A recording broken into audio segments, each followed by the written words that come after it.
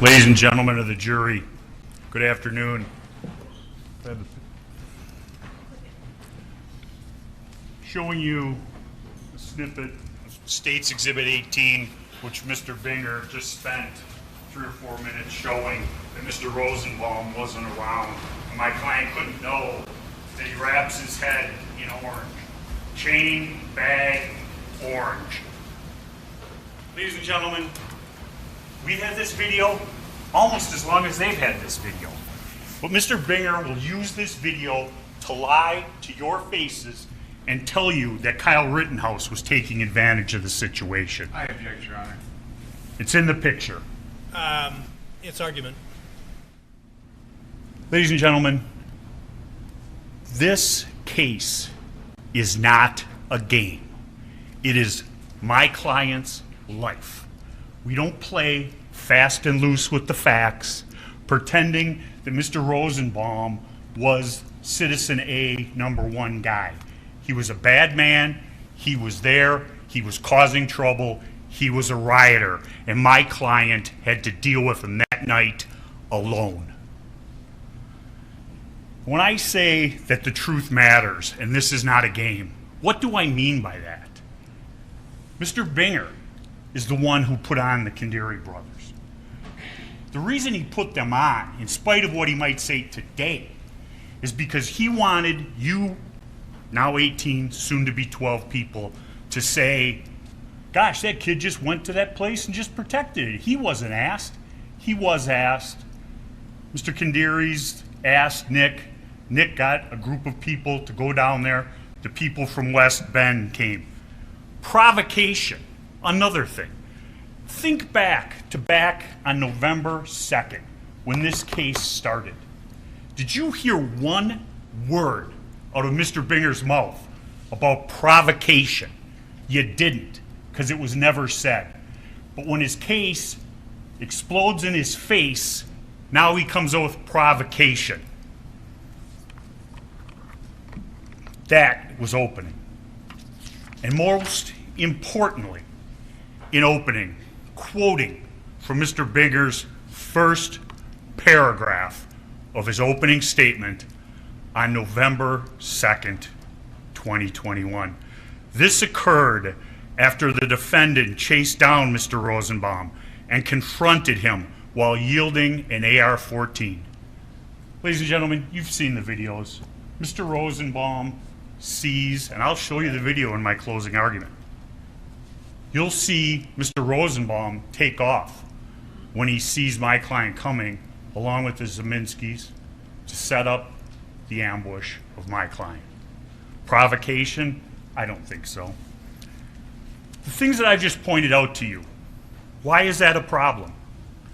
Because 1, he's lying, 2, he's misrepresenting, or he wasn't prepared when he started this trial, and his closing argument has been a change to try and fit what has come out.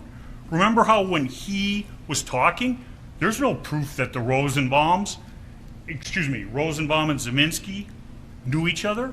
Maybe they did know each other that night, but they were together throughout the night. You see them together in pictures wreaking havoc in this city. And now we have the magic pixel camera that brings forth his provocation. I'm going to go through the charges and we'll talk about each one of them. Then I'll go through the witnesses and hopefully I'll bring it home in an honest and forthright fashion.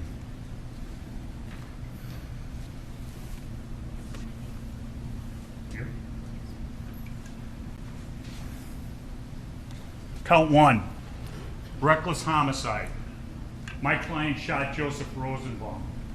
Ladies and gentlemen, make no mistake, there was nothing reckless about my client's conduct that day in regards to Mr. Rosenbaum.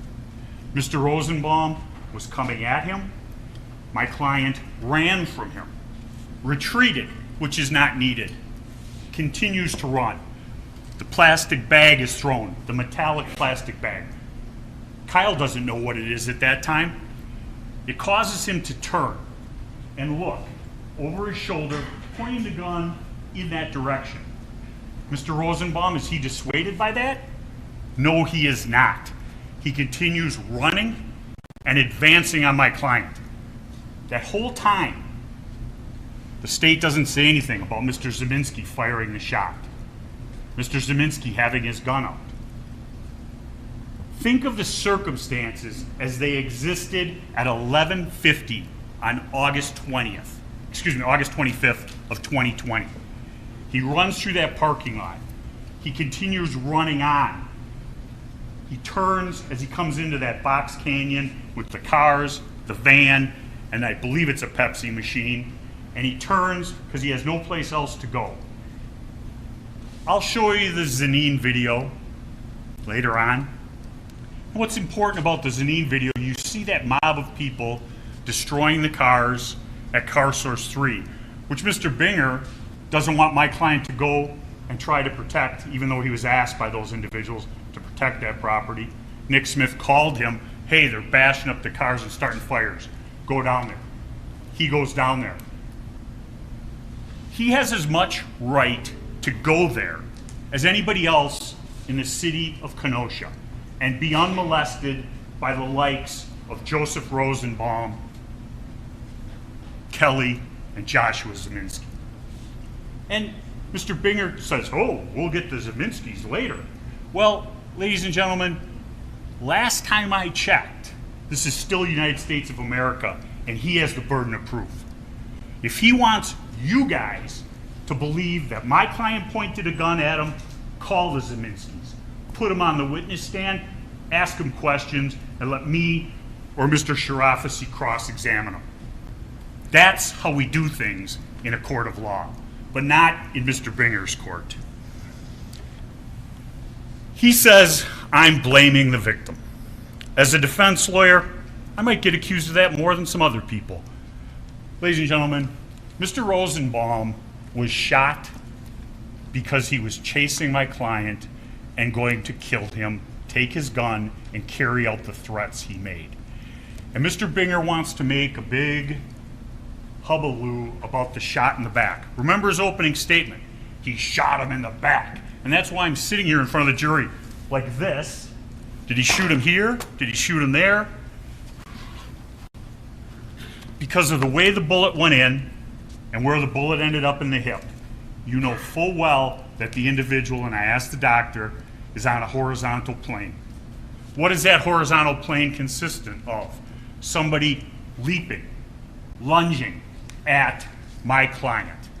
And we know how close Mr. Rosenbaum was to my client. The furthest he could have been when it started, the first shot, 4 feet with the stipling. We know that his hand was on the gun. Mr. Binger wants you to believe that that was just happenstance and accident. Come on, people. Physical evidence does not lie. Use your common sense and good judgment. He talks about Mr. Rosenbaum just somehow ending up down at the riots. Remember that? Mr. Rosenbaum, according to the testimony, walked from the bus center 4 miles out to Ms. Swartz's house, and then he couldn't stay there for some reason, and 4 miles all the way back. That's not just ending up. That's going someplace with a purpose, and throughout the night you saw his purpose. And there was more than one piece of testimony about Mr. Rosenbaum, whether it was a hospital or whether or not it was a jail. Remember that? And there was testimony regarding his medication. Ms. Swartz said we couldn't get medication because the Walgreens were all boarded up. She said, the hospital said, they gave him his medication. So whatever facility gave him his medication.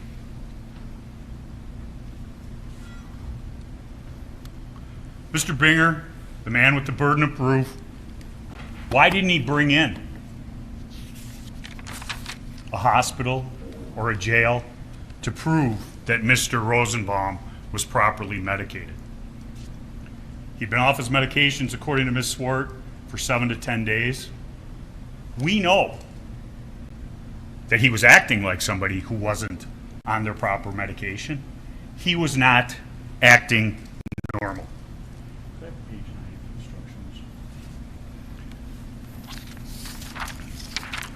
Next.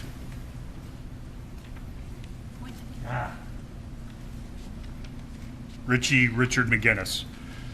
Reckless.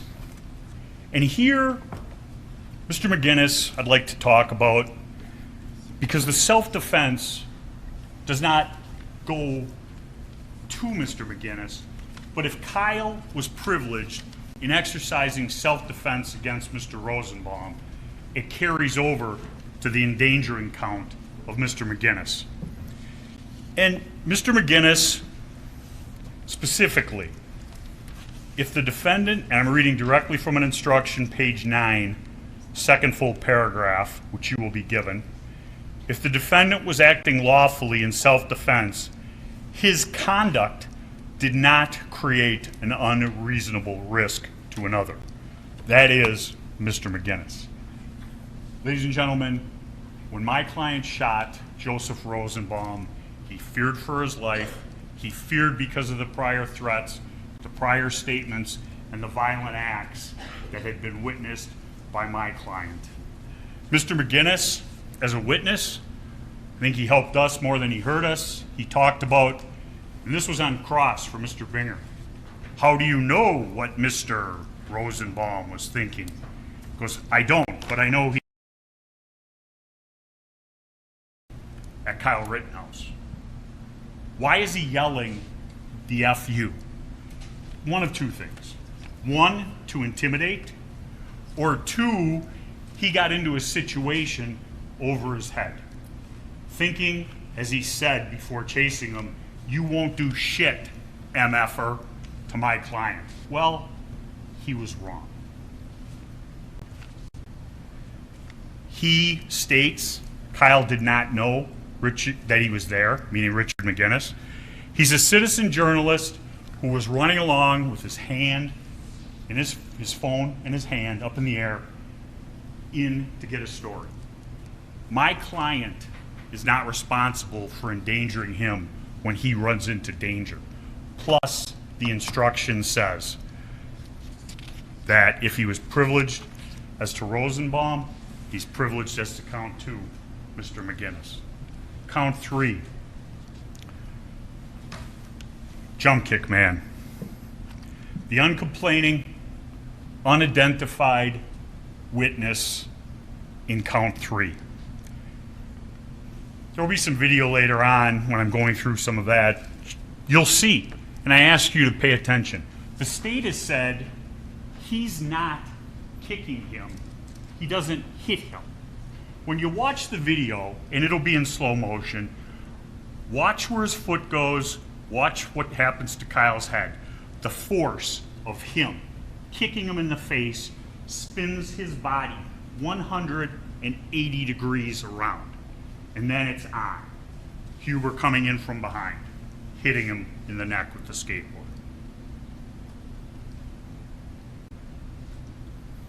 Ladies and gentlemen, what you see throughout event number 2, and this is the beginning of it, is individuals working in a mob.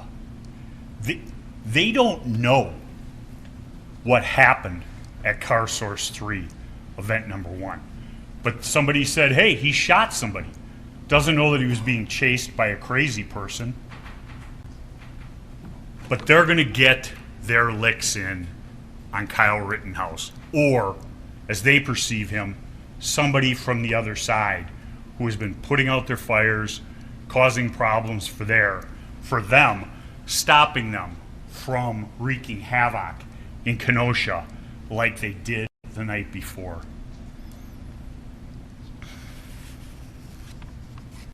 And ladies and gentlemen, the standard is likely to cause death or great bodily harm. Great bodily harm is defined as likely to cause serious bodily injury. A kick to the head is likely to cause a serious injury. Did my client suffer a debilitating injury as a result of that? No, but that's not the standard. Mr. Huber, he's a rioter, pushing a dumpster lit on fire, going to the barricades to pick up pepper balls, throw them back, pointing his middle finger at the police. He's assisting Rosenbaum at the gas station, hits Rittenhouse 2 times with the skateboard, and attempts to disarm him. You'll see it all in the slow motion video later on. And Kyle Rittenhouse is running away from Anthony Huber. The state wants to call my client an active shooter. And the reason they want to do that is because of the loaded connotations of that word. Everyone has heard of the theater killings, the school shootings, and things like that. Ask yourself, the definition of an active shooter is somebody with a plan to inflict multiple casualties, usually out of anger or animus towards a group. This case, what caused Kyle Rittenhouse to shoot somebody? Joseph Rosenbaum. He runs after shooting Joseph Rosenbaum for almost 2 blocks before scene number 2. Mr. Binger makes a big thing about Kyle Rittenhouse not staying around Car Source 3 after the shooting. Ladies and gentlemen, if Kyle Rittenhouse had stayed at Car Source 3, all that would have happened is it would have made the police have an easier job, because scene 1 and scene 2 would have been put in the same location. My client ran 2 blocks without shooting at anyone, pointing at anyone, doing anything to try and get away. He tells the individuals he's going to the police, and he's running in that direction when he stopped. He's hit in the head with a hand with a rock in it, knocking his hat off. Mr. Binger says, oh, he just knocked his hat off. I don't think that individual was trying to steal Mr. Rittenhouse's hat. He was trying to take his head off. Who comes in next? Anthony Huber, for the first time. Hits him. Opening statement, Mr. Binger, was he takes a swing at him. Now it's he blocked, because we took the videotape and lightened it up.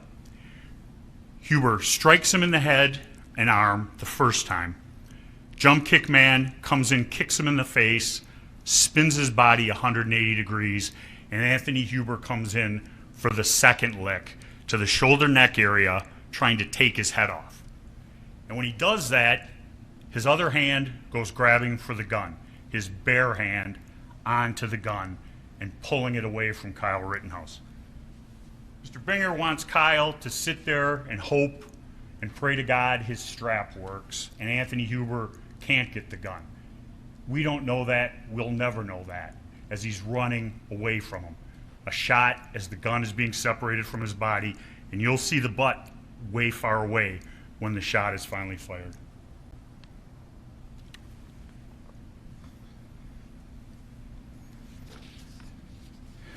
Even Gage GROSSKREUTZ said he was concerned about the blows that Jump Kick Man and Anthony Huber were inflicting on Kyle's head.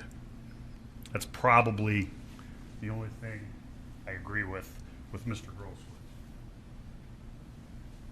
Gage GROSSKREUTZ. The state must prove beyond a reasonable doubt that what Kyle did under those facts and circumstances was unreasonable, that he was not entitled to self-defense. Consider all the events that had occurred that evening. Him being attacked, kicked in the head, hit in the head with a skateboard, other individuals running up on him, and now Mr. GROSSKREUTZ runs up on him. And the first action of Mr. GROSSKREUTZ, and I'll go through the video later, is really he's running in, the hand is coming up, and the gunshot with Huber goes off. And the natural reaction is the flinch. He covers up. And then he pulls his hands up. And as he's standing with his hands up, look, he's not gripping the gun anymore in a pistol grip. Hands apart, hands up. And as he comes in to finish the job, the hand is on the gun going for Mr. Rittenhouse. And he says it's an involuntary movement. The shot comes before it gets directly to his head, but the motion is coming, the shot, and it continues on with that momentum. Enough momentum to go through the bullet and point directly at Kyle's head. Does Kyle fire again? No, he doesn't. Actions likely to cause death or great bodily harm. And he is coming in with a loaded Glock. And we asked Mr. GAIGE GROSSKREUTZ about it. He wouldn't even admit that there was one in the chamber. That's why we had to put on the officer to talk about the unfired shell casing. LACKOWSKI talked about clearing the weapon and a live round coming out. Because GROSSKREUTZ won't say anything that puts him in a bad light.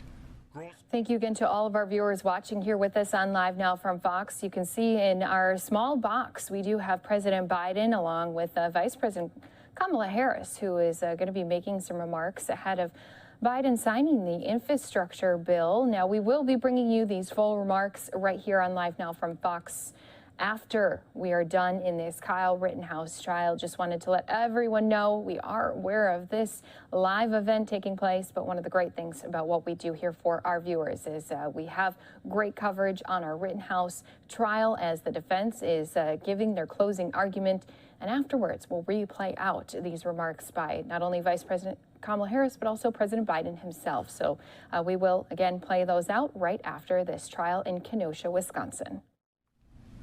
Remember, when looking at the burden of proof, they have it. Think about some of the things, the shoddy investigation, the rush to judgment from the Kenosha District Attorney's Office, the Zeminskis not being called as witnesses. They have the burden of proof. We don't.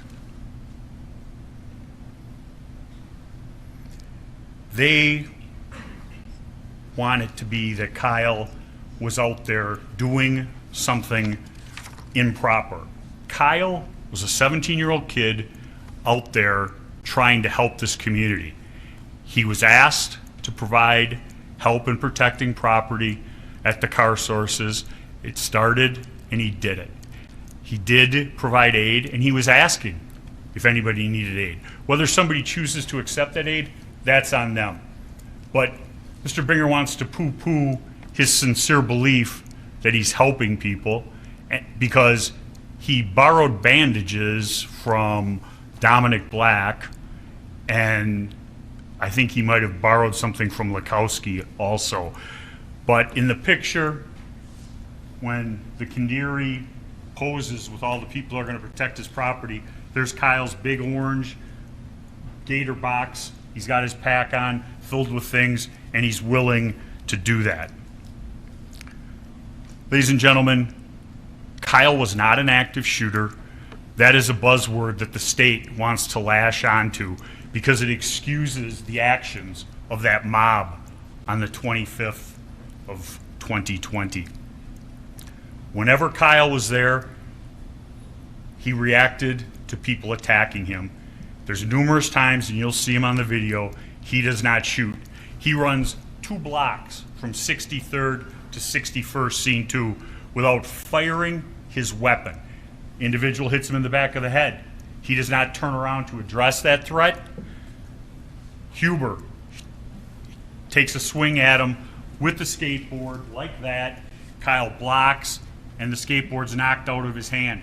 He doesn't turn around and shoot him. He keeps running and falls from the 2 hits. He's run that far, and yet somehow he just fell over on his own. As soon as he's on the ground, they're there attacking him. And you see the people.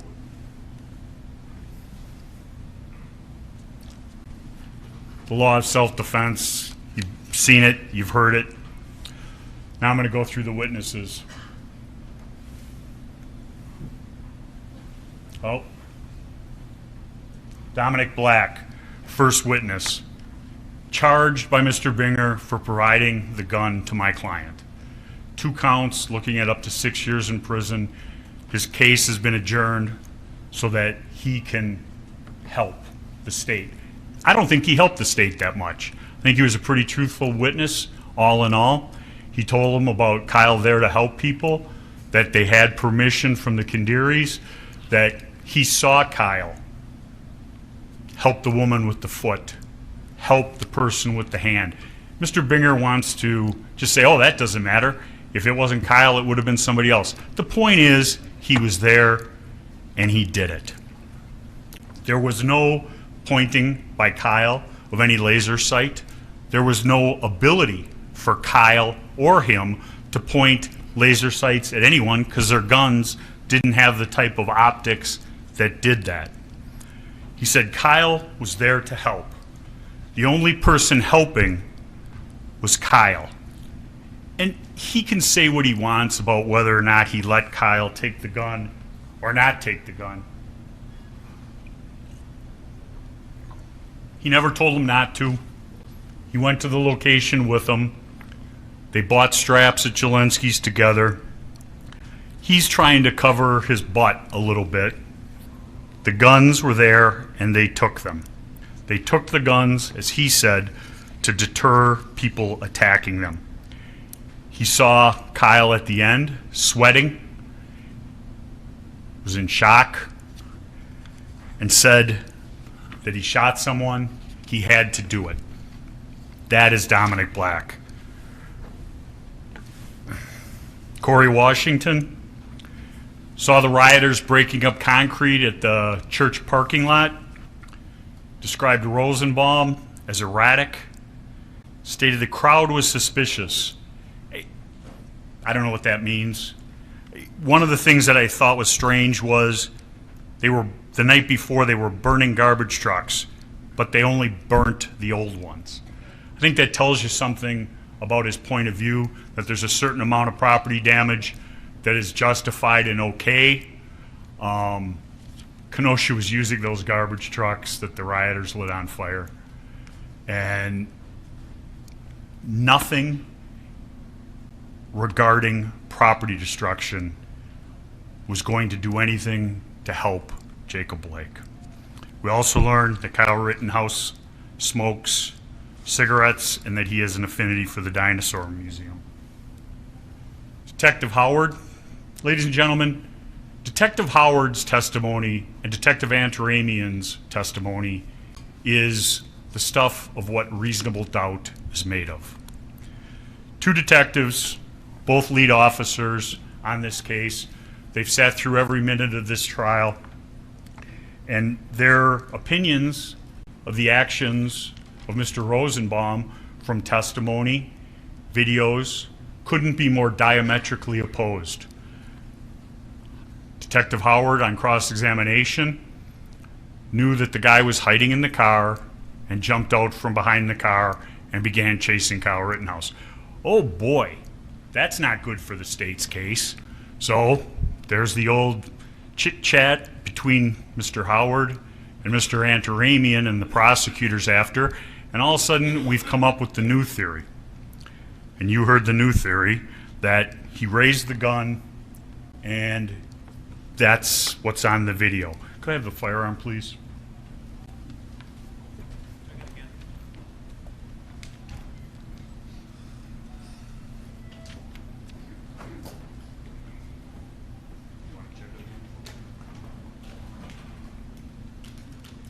Told me he checked it. He checked it? He told me he checked it. Okay. When? Before lunch. After lunch? Before lunch. Check it again.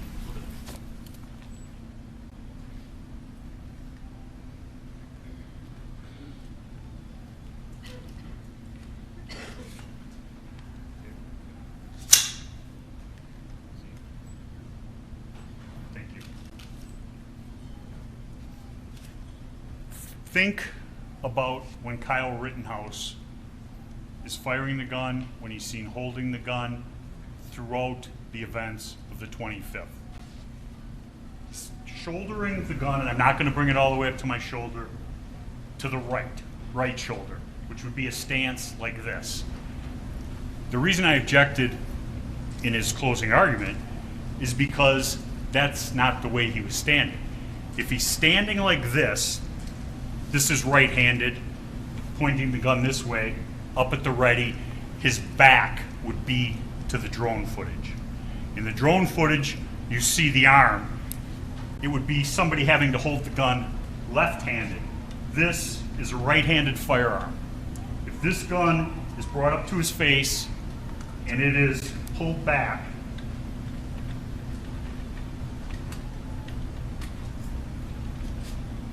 the shell casing, hot, and the fire that ejects it is going to be going right into Kyle's face.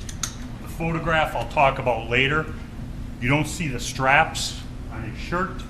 It didn't happen the way he said. It doesn't happen the way in the photograph. I'm going to need this again, but I'm going to set it down.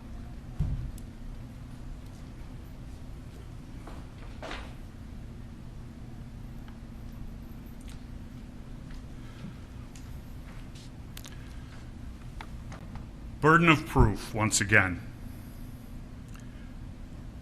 The telephones, the searching of telephones with search warrants, the subpoenaing of records. I have no problem with that. It's good police work. But when you pick and choose and you make favorites, it's not. My client testified, and I'll say it this way, the detective testified that my client's phone was sent to the FBI. It was unsearchable because of the operating system. The FBI and the federal government had not cracked it yet. We found out about that. We had nothing to hide. Here's the numbers. Search the phone as long as we're given a simultaneous copy. So we have what you have. We can have our experts look at it. They can have their experts look at it. So we know that there isn't anything added or deleted.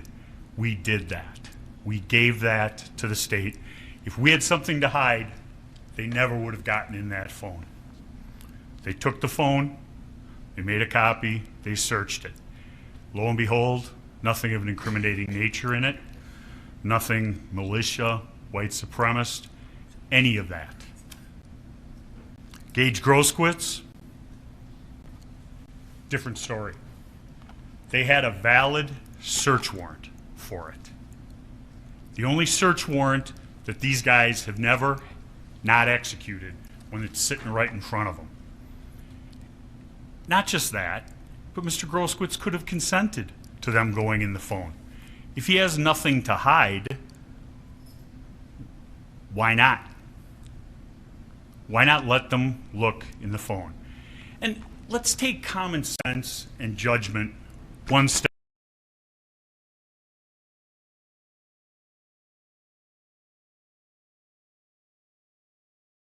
Information in that search warrant never comes out in court.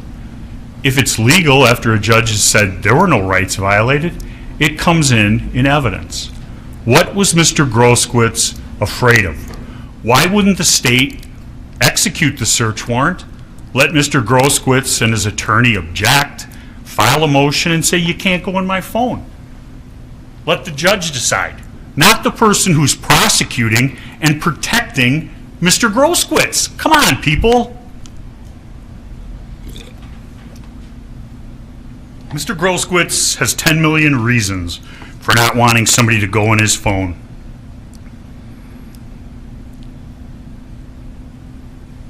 The timing with the detectives and some of their actions, I think, are very important. They get down to Antioch at about 3:30 in the morning of the 26th. Less than 4 hours after this happens. By 6 o'clock, 6:30, given the benefit of the doubt, Kyle Rittenhouse is under arrest for first-degree murder. There's not been any autopsy done. There haven't been any witness statements taken. They've got 2 or 3 videos. The bullets, I should say it this way, all of the bullets have not even been picked up from Car Source at this point. But they're willing to make a decision. And were they under pressure? I'm sure they were. They're afraid that there's going to be another night of looting, destruction in Kenosha. because of this happening and the way the word got out. He traveled across state lines. He was here. He brought his AR with him. The AR was here. He was a white supremacist. He brought his AR with him. The AR was here. He was a white supremacist looking for trouble. Nothing. Nothing. That's why, ladies and gentlemen, when we picked you guys as jurors, we asked you if you could decide based upon the evidence that happens in the courtroom. Not what you'd heard before, not all of the lies and untruths that have been put out in the media. I heard one guy say, my client discharged the gun 60 times. Ladies and gentlemen, what's happening in court is what you decide the truth on. He was charged on the 27th. Still, they didn't have the information, the autopsy's final, anything like that. Ladies and gentlemen, this has been a rush to judgment. Richie McGinniss, I talked about earlier, citizen journalists. Mr. Binger talked about him seeing guns. But remember the cross of Mr. McGinniss. Guns are not legal in Portland, Washington, or DC or New York. They're not allowed on the streets. You can be arrested. There are state laws. And ladies and gentlemen, the gun in this case is no longer an issue. Whether or not it was a dangerous weapon as it applies to the charges is, but my client is no longer charged with minor in possession of a firearm. But he needs his AR-15 and the assault weapon and the fear that goes with that to try and bring home an unjust guilty verdict. Ryan Balch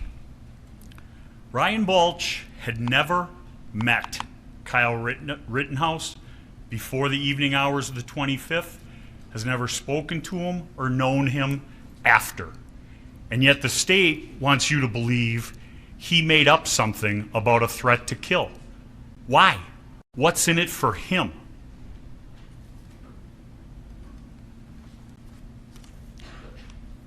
The threat. If I get either of you alone, I will kill you. That is a threat with a statement and a promise. And lo and behold, the chance presented itself to Mr. Rosenbaum, and he attempted to execute it.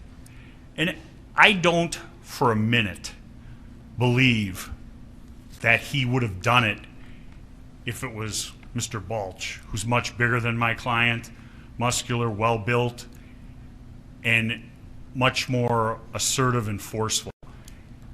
Rosenbaum, like any, as he referred to him, I don't even know what he called him, a ragdoll, whatever, but the little guy who gets beat up likes to go after the next littlest guy. He saw Kyle alone, and that's what he chose to. Or he could have been mistaken and thinking it was the other person at the ultimate that he went after and had to be held back. They were dressed very similarly, baseball caps, mask, and the only difference was the difference between shorts and a long pants. I can't answer that. Mr. Rosenbaum at this point, I guess, can't either. But you see Mr. Rosenbaum right around the time in question at that location, menacing with his chain. I'm going to finally get this right. I skipped. That's Mr. Balch. I talked about him going on. Ms. Amber Rasmussen, she was the DNA expert. What I say to you is DNA is an incredibly useful tool, but DNA is only as useful as what you put into it. And if DNA shows anything, it shows that it's not proof positive in this case. We know in hearing from Dr. Kelly that he most probably touched the gun.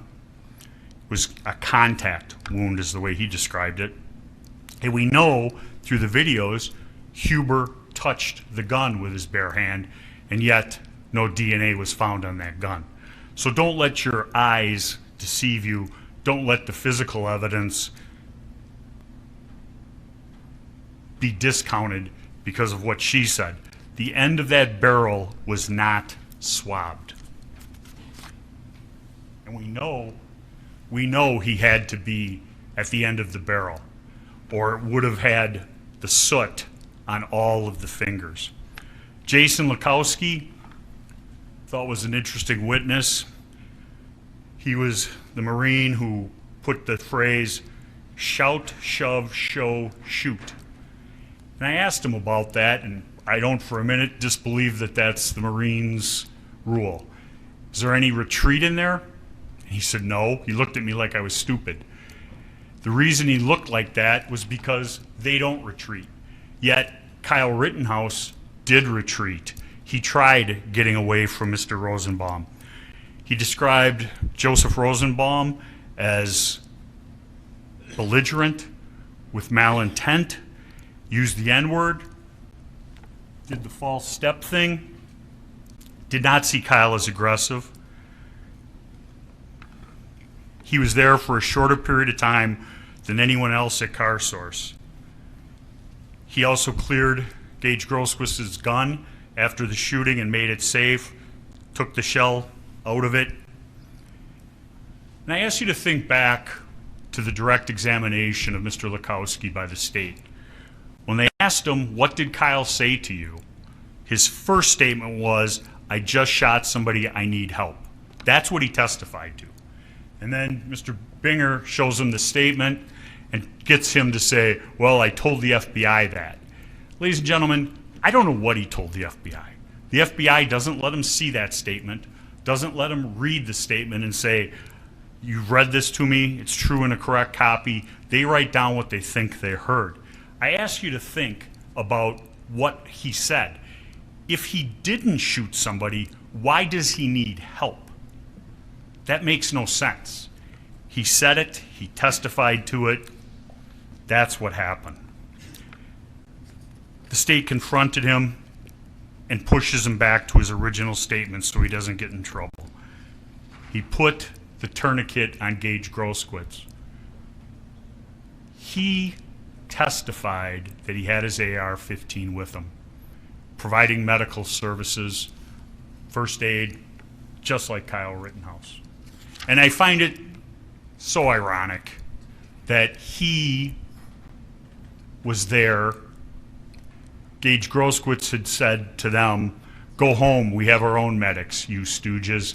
And who ultimately helps him with his tourniquet?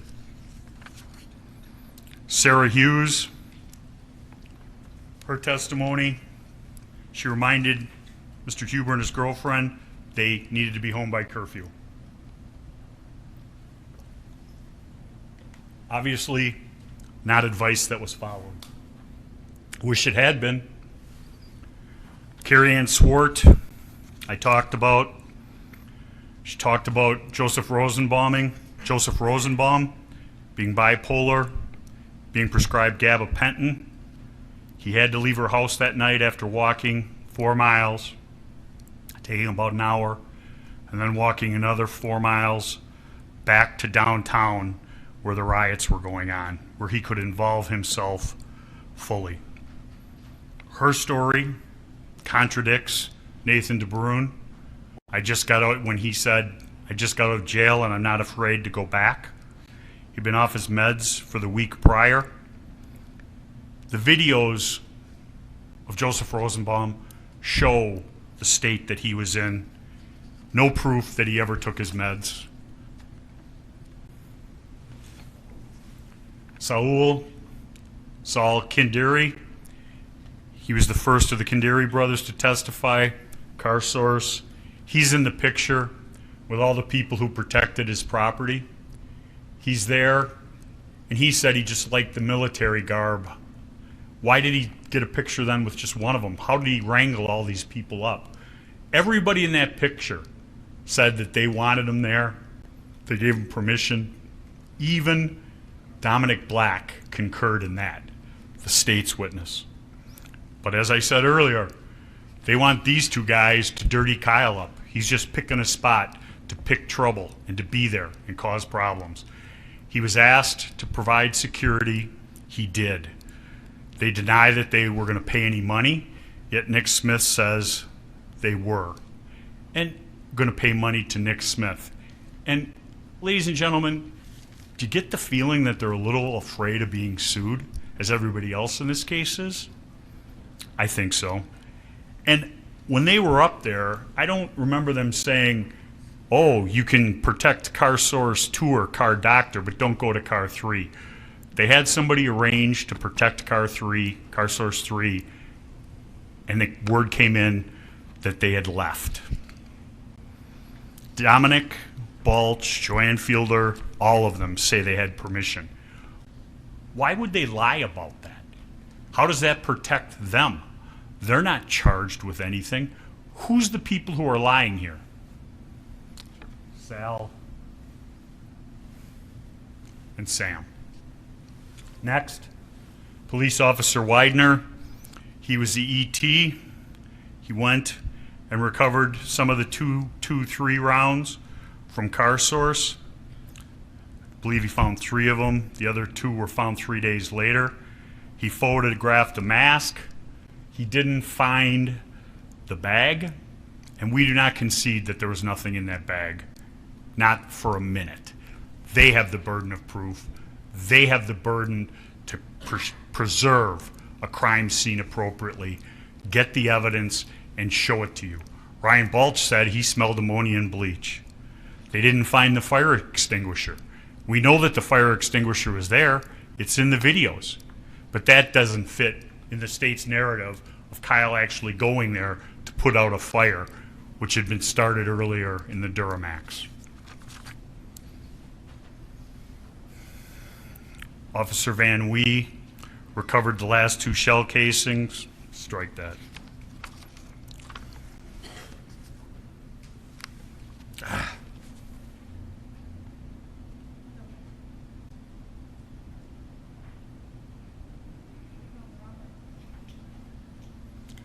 love technology.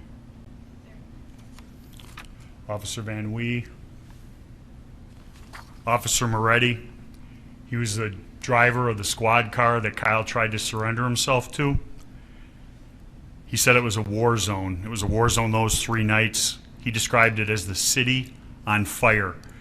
The police felt as though they were completely surrounded, described the constant gunfire that evening. Mr. Binger wants to slough it off as fireworks this. It really wasn't that bad that night. Ladies and gentlemen, it was hell in this area downtown. There were violent people causing trouble. And the state wants us to believe it was okay. The police pushed them back. Now they could leave. Car source was safe. And I can't remember specifically what witness it was, but it stuck out in my mind. The witness said the police pushed them back, let them back, pushed them back, let them back. And a lot of the burning happened late at night, that witness said. Gage GROSSKREUTZ. 10 million reasons to change his statement. His attorney is sitting in the courtroom, has been sitting in the courtroom when he testified. If he's just your average complaining witness, why get a lawyer? What do you got to hide? He didn't have a valid concealed carry permit. He wasn't charged. He lies to the police about being armed that night.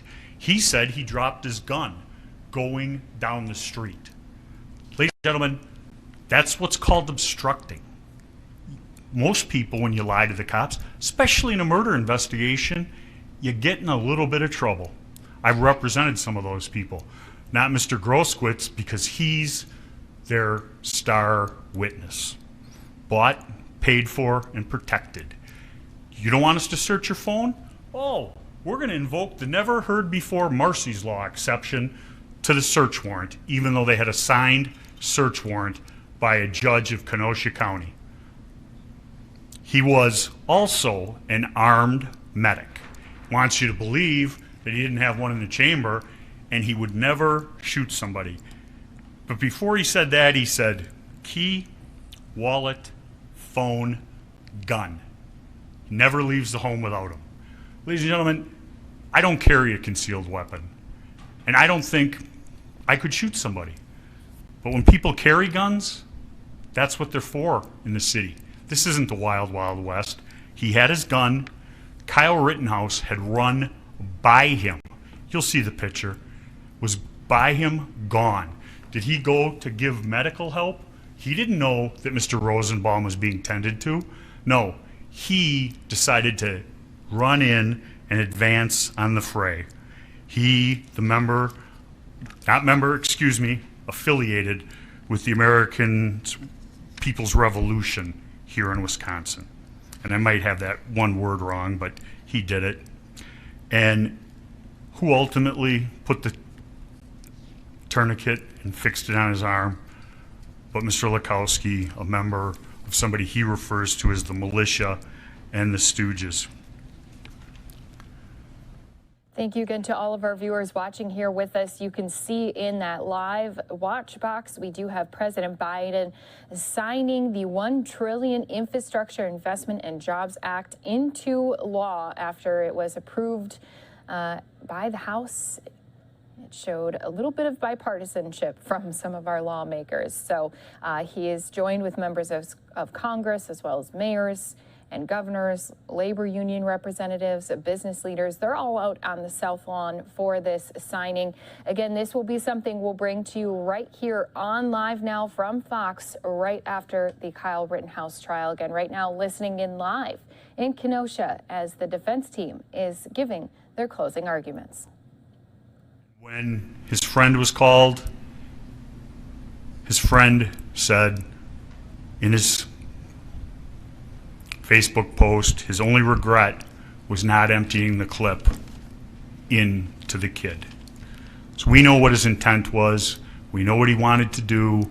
Kyle shot first as he was coming in. And Mr. Binger talks about, oh, he was going to grab the gun.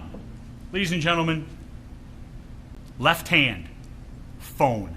How's he going to grab a gun with a hand filled with a phone? Right hand, gun.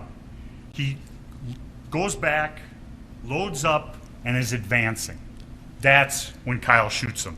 He didn't shoot him when he put his hands up, and if that was it, no intent to harm him, all he does, like everybody else, is back up, and nobody else gets shot. But Mr. GROSSKREUTZ decides he's going to shoot my client. Unfortunately, my client shot him first. If he had retreated, it's over. And when he's got his hand up like this, as I said earlier, the hands are up. It's not gripping the gun, it's loose. But when he goes in like this, the pistol grip is tight.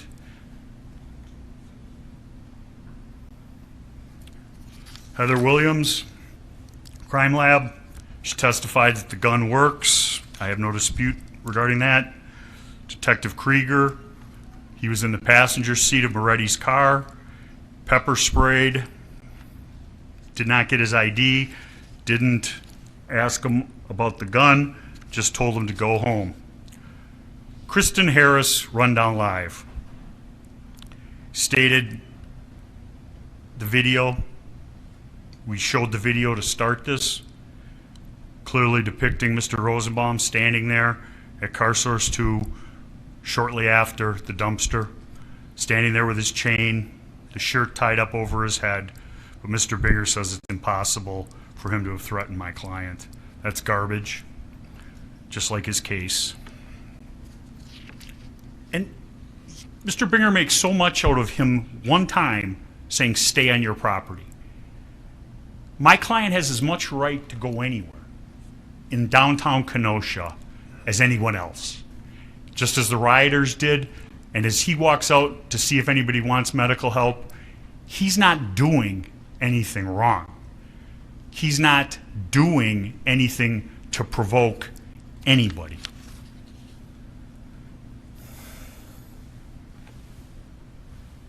Detective Antaramian, the juxtaposition of him and Howard, as I said, he is the one who talks about what he sees in the video, totally different. As you see, why did Mr. Rosenbaum go behind that car, 2 cars over from the Zeminskis. What was he doing over there? Why was he doing over there? And why does he come out as soon as Kyle comes down the road? Because they were going to ambush him. They had set it up, and I'll show you the video.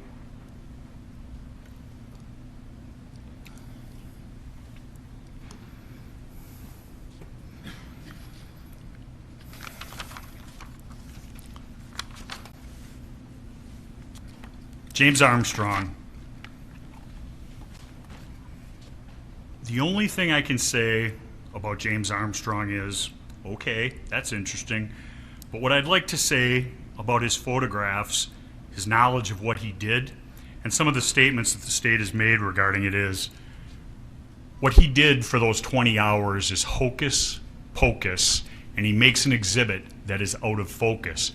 And that's what the state is relying. The picture does not make sense. As I showed earlier, it has Kyle shouldering the gun in the left shoulder. If he has it in the left shoulder, his back would be to the drone. The drone is moving around, and that changes the focal point. He's right-handed, that's where it goes. You'd see the crosses across his chest.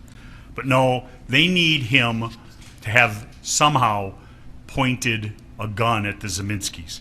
I don't for a minute concede he did, but we know that Mr. Zeminski has been armed all evening.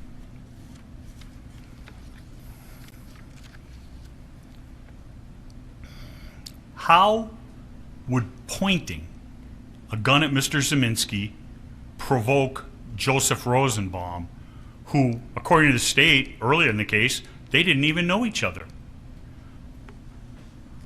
But I think they had to run away from that because there's so many pictures of them together. Mr. Armstrong's photograph, testimony, it took 3 days and 20 hours worth of work to come up with that picture. It went from color to black and white, and he admitted he never compared it to the original photograph. Still shot. Didn't take into consideration the fact that the drone was moving.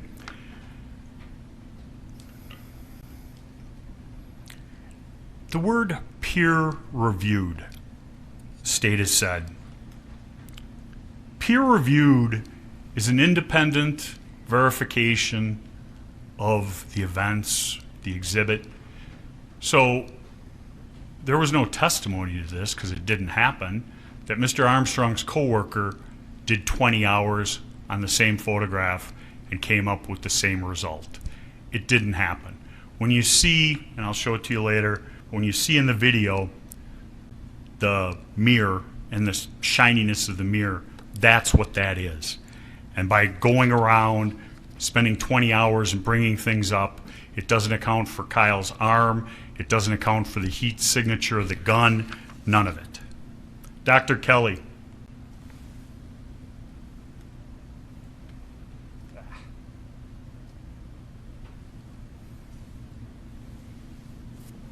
Personally, my favorite witness, because physical evidence doesn't lie.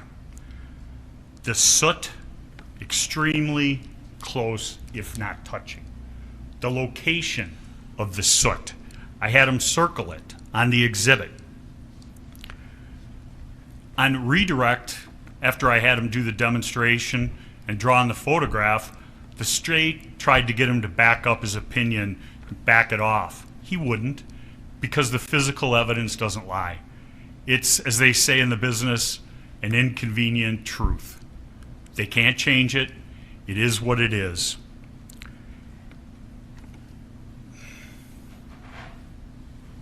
That's the demonstration that happened in front of you, the gun and the hand. And if the individual's coming straight at it, the barrel of the gun, it would go through the hand like this. But we know that it was coming from right here, going down, and came out with a very clean exit wound. No soot here at all. So we know that the gun can't be here. We know there's just a little bit of soot on what's commonly referred to as the ring finger right here, and the bulk of it goes this way because it was over the gun, touching the gun. And Mr. Bigger says he was swiping at the gun. Ladies and gentlemen, he didn't need to chase him, didn't need to keep chasing him, didn't need to lunge at him, didn't need to swipe at the gun, i.e. grab the gun. And the shot to the back, as I said, 4 shots in 3/4 of a second. He's backing up, trying to stay away from him, shooting, and he shoots until the threat is immobilized. Ladies and gentlemen, other people in this community have shot somebody 7 times, and it's been found to be okay. And my client did it 4 times in 3/4 of a second to protect his life from Mr. Rosenbaum. I'm sorry, but that's what happened. And this is the prosecutor who said he shot him in the back. He shot him in the back on a horizontal plane consistent with lunging. The shot goes in here and ended up in his lower hip across the back. If he's on the ground or down and shot, the bullet goes into the back and ends up in the stomach or on the other side. It cleared back here, ended up in the lower hip. That's because he was on a horizontal plane when Kyle shot him. He had stippling to the stomach from the first. The pants stopped it from lower, but it was still on the upper. The furthest he was away when the first shot was fired was 4 feet and closing. 4 feet. I think it was Mr. Kraus and I who had to fight about how far 4 feet is. It's not that far. It's not that far at all. Brought a tape measure so I could measure a gun barrel for you today, but that's no longer an issue. So I'll show you what 4 feet is. No doubts.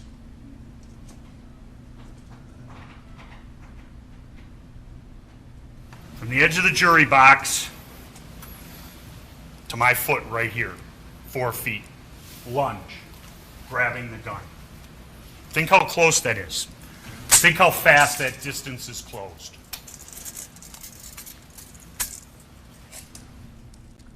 What was Joseph Rosenbaum doing? Was he running after my client to give him a key to the city of Kenosha? Was he running after my client to say, hey, thanks for providing security? Use your common sense and your judgment. Look at Mr. Rosenbaum's behavior throughout the night. As I showed you, these are the pictures. One last time to get you the pointer. Exhibit 105, Dr. Kelly. Soot right here. Here's entry, the exit's right over here. Goes across, clean, came out right there. This right here, nothing. Nothing on the back part of the hand, no soot. We know what was over the barrel. Remember Mr. Kraus asking the doctor, well, what about that big puff of smoke? That wouldn't have an effect. Soot only goes so far.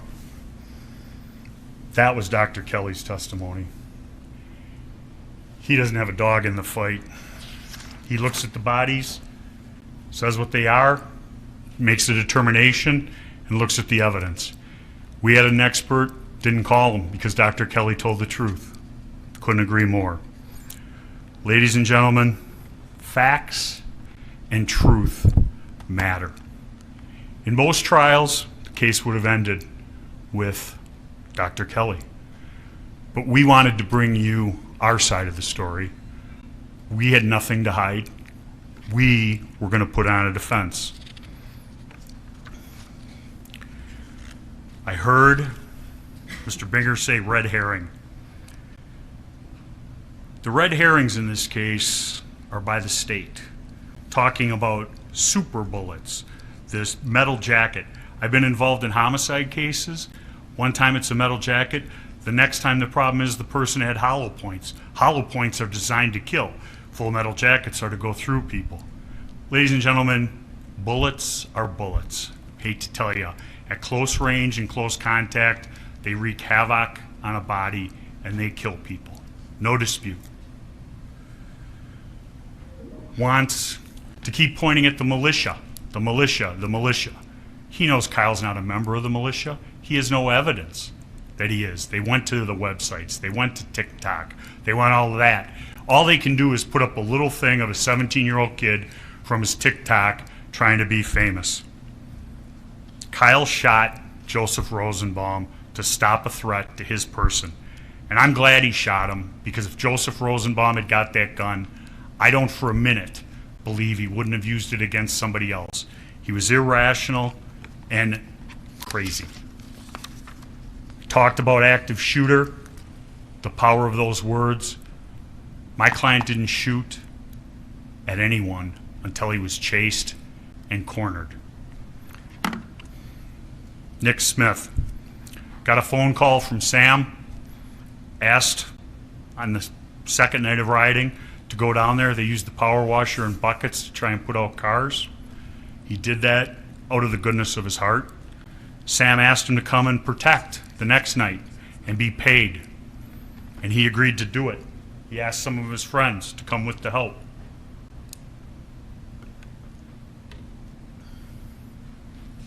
Kyle, Dominick Black, talked about another father and a son, and then the people from West Bend showed up. He said that when they first saw Sam on the 25th, Sam gave him a hug and thanked him for protecting his property. He was on the roof when it was chemical bomb. He knew that Sam was grateful for their presence, but he also knew that people on the ground needed weapons. He heard Kyle when Kyle came back saying, "I had to shoot." Body armor. I don't know why the Grays Lake Cadet Program gives people body armor. Don't know. My client had it, and if he wanted to be an active shooter, as Mr. Binger wants to portray him, why would he give up his body armor? Nick Smith wanted body armor. He goes, "Here, Nick, use mine. I'm going to be doing medical." Helping other people. You see him do it throughout. He gave Nick his body armor. Why would somebody give up their body armor if they're going to go out looking for trouble, seeking confrontation? Doesn't make sense. Joanne Fielder, she described Joseph Rosenbaum wearing a red shirt with a green earring. She described yellow pants, who I'll get to later. She stated Joseph Rosenbaum yelled he was going to kill us MFers and cut their hearts out. JR's arm goes up, and within seconds, they're tearing up from a gas bomb. She couldn't say for sure that she saw him throw it, but obviously that's the circumstantial evidence in her belief. She never saw Kyle act inappropriately with anybody, point a weapon at anybody. The size of the weapon might change, but it doesn't change what it can do. Presence speaks volume. It's a deterrent, and they've been pelted all night long with rocks. She was aware that they had consent to be where they are. Nathan DeBruyne. Interesting witness.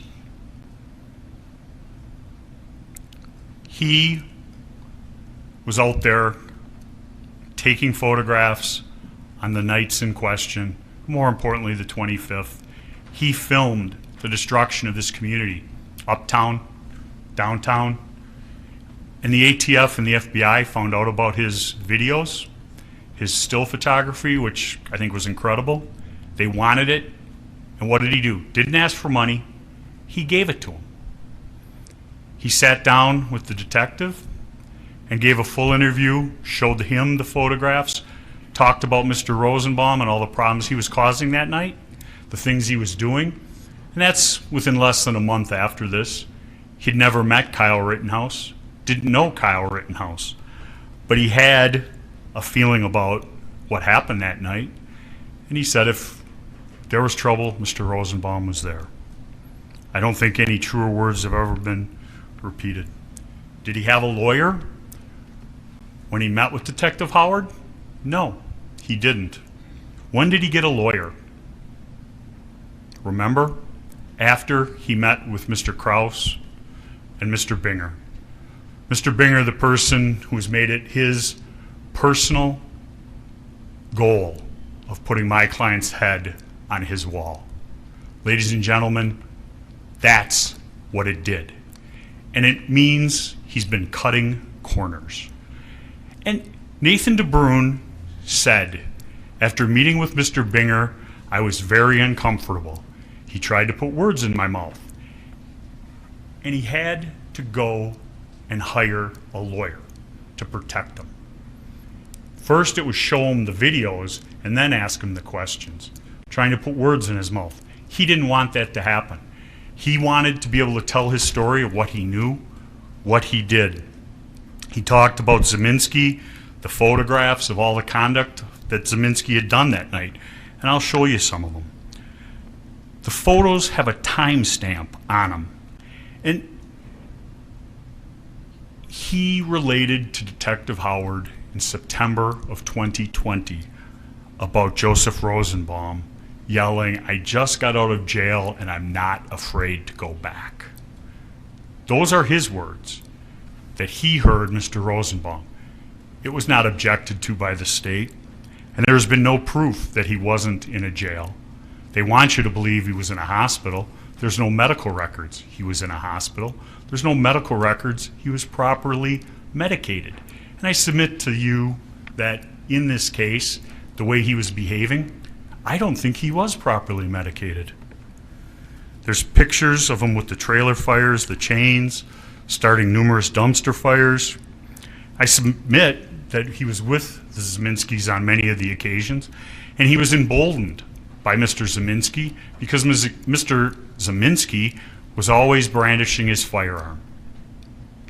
We saw Joseph Rosenbaum taking the chains. He chose to come down and riot, and that's what he did. Nathan DeBruin chronicled that. Why did he chronicle it? Because it's not very interesting if you take a picture of a protester who's just standing there, but Mr. Rosenbaum was involved in all these different things, and I'll show you those pictures. Lucas Zanin, Kenosha County resident. Every now and again he goes down to Texas in the winter. Testified, born and raised. He stated he had empathy for the small businesses of Kenosha, did not want them looted, did not want them burned. Is that somehow to be called into question? Does any of us want those fires started and to come and burn? I don't think so. He authenticated the video that was taken from his car as accurate, showing the south side of car source 3. And you watch that video and you see people destroying someone else's property. During the video, you look at the one wall, there's nothing there. You see somebody spray painting on it, and they've written the word loot on it. You see another individual going in the hood of the car, trying to do something. It's not his car. He's not some roadside mechanic. They're destroying property. Ladies and gentlemen, Mr. Binger and I will go round and round about it until the cows come home. They were rioters. They weren't demonstrators. Were the demonstrators down by the courthouse earlier in the night? Yes, there were people doing a legitimate demonstration. These people were rioting. And you see in his tape, they're hitting the cars with pipes, you hear the glass breaking, you see the people jumping on it. And the important part of it, and I'll show it to you, is you hear the first bang, which is Mr. Zeminski's shot. 2 seconds later, you hear the next shot, and then you see the exodus of all the people taking off from that. That's why Kyle couldn't run and continue to run from Mr. Rosenbaum, which he was under no legal duty to do whatsoever. Jacob Marshall referred to himself as Gage GROSSKREUTZ's best friend. We brought Mr. GROSSKREUTZ's best friend in as a witness because he had posted something on Facebook immediately after this.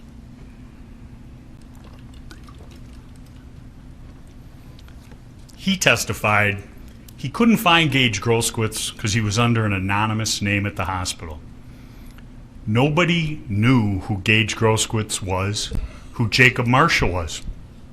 But he takes it upon himself to post a Facebook message talking about how, could I have the next slide, please?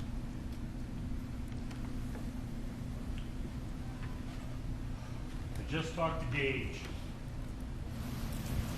To his only regret was not killing the kid and hesitating to pull the gun before emptying the entire mag on him. Coward. Here's the picture of them hugging each other at the hospital when this is posted. Ladies and gentlemen, why does somebody post something like that? Because that's what his friend told him. And he wanted to get Gage GROSSKREUTZ's word out. He didn't repost and say, I lied. He took it down to try and hide it. But unfortunately, the internet has a memory. Next witness was Kyle Rittenhouse. I'm done with the KHINDRI brothers. We did recall them, but I talked about that. Kyle Rittenhouse did not have to take the witness stand to tell his story. It was told through video. He wanted you as the jurors to hear his personal experience of the night of the 25th.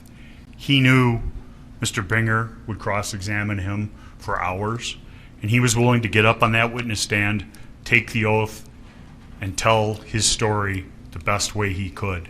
And he did. Could Mr. Binger pick on him and find little things about it? A little bit. Did he damage his credibility? I don't think so. Getting to Mr. Yellow Pants, which he's been talked about. Mr. Binger talks about, he says with sarcasm. Ladies and gentlemen, you've seen the video. But remember that when Yellow Pants said to Kyle, he goes, you held your gun like this. That's low ready. That's not like this. It's down. He never pointed his gun at him. Did he have a gun? Yes. Did he tell him to get off a car? Yeah. But when he said it to Kyle, Kyle said, I did, and walked away, not wanting confrontation. And remember Richie McGinnis's testimony about that. There was the individual with the slingshot, there was the individual with 2 rocks in his hand, and the other individual with the gun. And when Mr. McGinnis walked up to him, he immediately had to put his hand down because they were the one advanced on him, and he bought him off with a White Claw.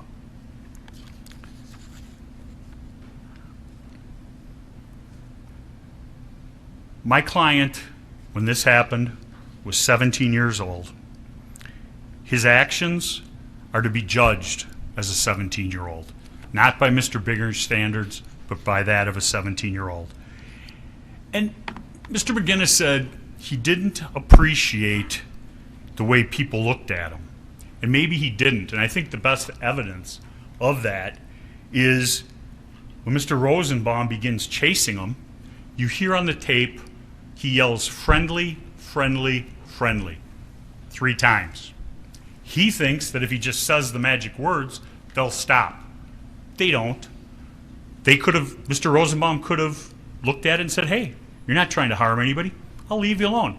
Is that what happened? No. He said, you ain't going to do,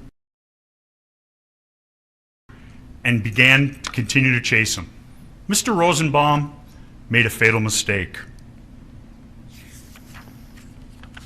That day, chasing Kyle Rittenhouse into the corner, he ran as far as he could, and he shot 4 times in 3/4 of a second. Mr. Binger makes so much of Kyle's residence. Antioch, Illinois. I think most people here know where it is. It's not a foreign country. Antioch, Illinois, right across the border. He worked in Kenosha. His dad lived in Kenosha. His grandmother lived in Kenosha. He worked in Pleasant Prairie. His best friend, Dominick Black, lived in downtown Kenosha. They want you to believe that there's some sinister thing about that. Ladies and gentlemen, we live in a very mobile world. I'm from the foreign country of Racine, Wisconsin, 13 miles away, a little bit further. I'm on the north side. Ladies and gentlemen, when Kenosha burned, people who like Kenosha, they hurt. I remember 34 years ago walking into this courtroom, first time I ever appeared as a lawyer, back in that conference room. And when I saw what happened in Kenosha, it bothered me. Those 3 days. People can protest, but people can't indiscriminately burn property for no reason of innocent people. How does that further anyone's cause? Kyle feels for this community. He worked as a lifeguard. When he came down here, are we to believe that he's working to clean up graffiti, not getting paid because he's here to look for trouble? Is this all some master plan? That's ridiculous. He came down here trying to help, to see the damage, and that's what he did. Next. Dr. John Black, his testimony about the slides, making times, and I'll go over some of those. But specifically, as I argued earlier, the 0 shot from, I should say it this way, friendly 3 times to the first shot, 10 point some seconds. There's a change in elevation in the video as he's lunging forward. The shot rings out after that. The 0 shot, which is shot 1, then 2 2600ths, the next one 24, 23, for a total of .739. He gets up, he comes around the car because all the individuals had left. After hearing the shots, goes to check. And to believe that he could stay there is preposterous. All I said would have happened, scene 2 would have been moved to scene 1. You heard the one individual yell, "Get the F out of here." The Zeminskis are screaming, "He just shot him, he just shot him, get him, cranium." That's all happening. Mr. Zeminski's walking around with his gun over his head, pointing at Kyle, and I'll show you that in a little bit. In the exhibits that Dr. Black showed the jury, no color was added, no color was subtracted. The videos didn't go from color to black and white. There was no structural problems. He demonstrated his technique regarding changing brightness and contrast right in front of you. And the one video went from a dark mess of nothing, move the 2 lines. I don't know how to do it, but he did right in front of you, hit it, and all of a sudden it's light and you can see it. The whole event that evening took 2 minutes and 55 seconds from the 3 times friendly to the time he surrendered or attempted to surrender at law enforcement. Officer Brittany Bray, let me go through the, back up to the first one. Total time, 2 minutes, 55 seconds, according to Dr. Black. Next, friendly, the 4 shots, 10.8 seconds. Those are the shot times. Remember the sound he put and synced up with the video? That was the audio graph, the green thing he showed you. You can see when the shot is fired, he matches it up, times them out by the frames per second. You come up with those numbers. And that's because when you show something in slow motion, it looks like somebody can really have the time to think process, and do all that. You have to remember how fast all this was happening in event number one. He's running, the bag is thrown, he turns, addresses, keeps running, and makes a decision, a life and death decision, that he has to turn around and address the threat of Mr. Rosenbaum. At that point, Kyle is stopped. Mr. Rosenbaum, like those other people in event number two, could have put up his hands and just backed up, made a bad decision, shouldn't have done it. No, he goes diving for him, yells the FU, and is going for his gun. Next. Event two, I have it beginning when he's hitting the head with the rock and ending with the fourth shot, taking 14.9 seconds. Next, police officer Brittany Bray measured the gun, the pullback, the slide, 4 inches, brought the ruler out, because you never see in event number two Kyle pull back the 4 inches, slow motion or otherwise. There were no unfired bullets found at the scene for the AR. There was the unfired bullet by the clip and the Glock that had been cleared from Jason LACKOWSKI. Drew Hernandez. Mr. Binger, for some reason, didn't like Drew Hernandez. You could hear it in his questioning. Ladies and gentlemen, Drew Hernandez had a point of view. There's no doubt about it. But what was that point of view?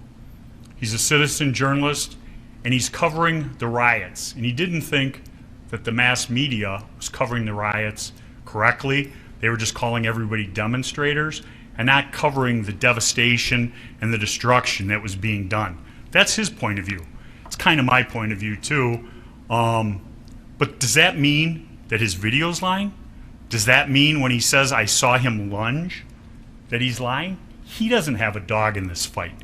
He tried to get all of his video to the state. The drop box wasn't big enough. He sees that the case is going to trial. He reaches out, gets a lawyer, and provides it simultaneously to both of us, and we end up playing it. He describes the Zeminskis, Joseph Rosenbaum starting fires in the dumpster, the yelling. He sees Kyle, the yelling of the word, the N-word. He sees Kyle walking around yelling medical, medical, right up until the last time when event number one starts. He was standing right at the corner, had a clear view to the first incident. He described him as charging from behind. He saw Joseph Rosenbaum throw the bag. He described hearing a shot from behind Kyle, which we all know is the Zeminski shot, the man who's never been brought before you people. And he saw Joseph Rosenbaum lunge. Ladies and gentlemen, you've sat through almost 10 days of testimony. You've heard the openings, most of the closings, and I have yet to hear Mr. Binger explain why Joseph Rosenbaum had the right to chase my client. To me, if I didn't know better, I would think he's a whiny defense lawyer. Everybody's out to get me, everybody's lying. I'm the one who's bringing forth the truth. Ladies and gentlemen, the videos show the truth. The videos show the actions of Joseph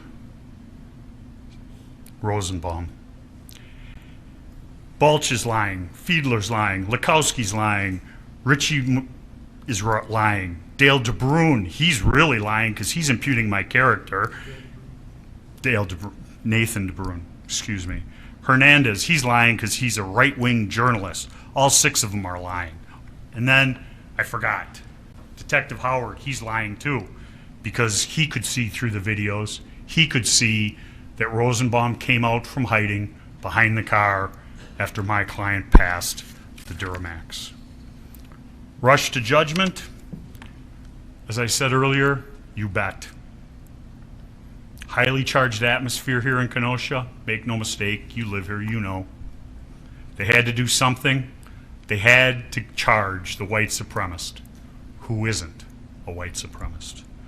They've never reassessed their case. They've never looked at it. They've never said, oh, Dr. Kelly, let's talk about this wound on the hand. What? That means he was touching the barrel? Or his hand was over the barrel when it was fired? Well, that means he was pretty close. No, we're not going to reassess. We're going to march forward. We're going to throw it into the hands of 12 people from the city and let them do our work. Ladies and gentlemen, this is a political case. We can take politics out of it as in Democrat and Republican, but the district attorney's office is marching forward with this case because they need somebody to be responsible. They need somebody to put and say, we did it. He's the person who brought terror to Kenosha. Kyle Rittenhouse is not that individual. The rioters, the demonstrators who turned into rioters, those are the individuals who bring us forth. And I ask you to remember, and I'll show you the videos for the last time from me, the anger in the mob that was going on that night. They were not going to be dissuaded from doing things. They were pushing, firing dumpsters, destroying property, and that was, so you're saying Mr. Rittenhouse put out a fire? Yes, it was a small fire. Last time I checked, small fires turn into big fires. So, kind of stupid. James Armstrong, hocus pocus, out of focus. I've talked about him. He spent 20 hours reworking a frame in a video and having my client somehow miraculously go from a right-handed shooter to a left-handed shooter. The mirror on the truck is the arm. Their whole case relies on that one photograph that he spent 20 hours. That's how they're going to prove provocation, a word you never heard in the opening statement. It was my client chased him down and shot him in the back. Oops, can't prove that. This is the day before, car source burning, car source 1 burning the ground. What's in the foreground? The trailer should be the subject. Pictures later on. There's Kyle earlier in the day on the 25th, setting up his alibi, setting up his I'm a good person story, because he thinks he's going to go out and kill 3 people that night. Ladies and gentlemen, that is garbage. How would he know he's going to be photographed? And what does that do? It just shows he's interested in his community, trying to do good. Picture, Mr. KHINDRI at car source 3. The state doesn't want Kyle to go to car source 3. According to the state, he has to stay at car source 2, 59th and Sheridan. Yet Nick Smith called and asked him to go there because whoever was going to protect that property had left. On objection, Your Honor, the record does not indicate that Nick Smith made that phone call. It's argument, folks, you heard the evidence and use your collective recollections to determine what the truth of it is and discount anything that is not supported in the evidence. Testimony was he received a phone call saying they were destroying cars at car source 3 and he went down there. First, Kyle asked for a fire extinguisher, asked the other individual to go down there with him. He said, didn't give an answer, and Kyle took off going down there to try and help protect that property. This is that night, the tear gas, the fires. Here is Mr. Rosenbaum pushing one of many dumpsters, dumpster fires. Right there, that's one.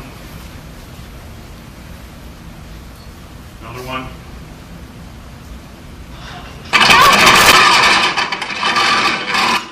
Stop.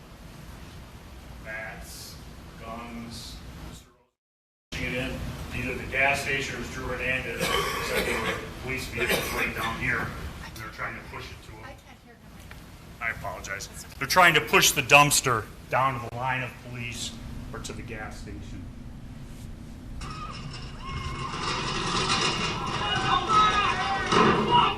It's put out, and the reaction from Mr. Rosenbaum of dumpster number 2.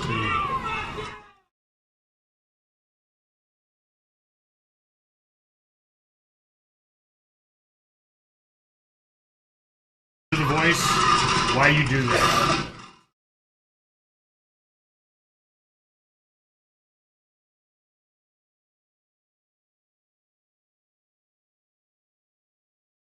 The smiling puppeteer standing behind him.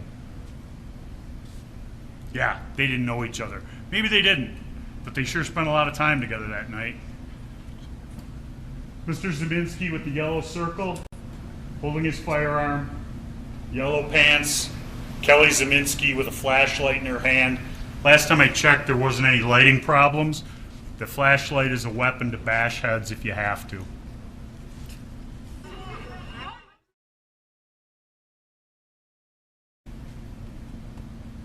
Many people with AR-15s, not one person with an AR-15.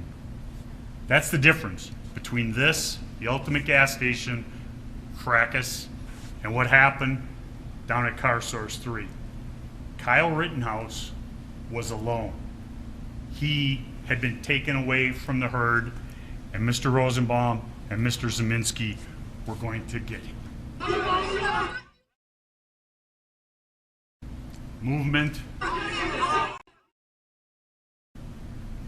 Mr. Rosenbaum and his bag. He's not dissuaded by the people.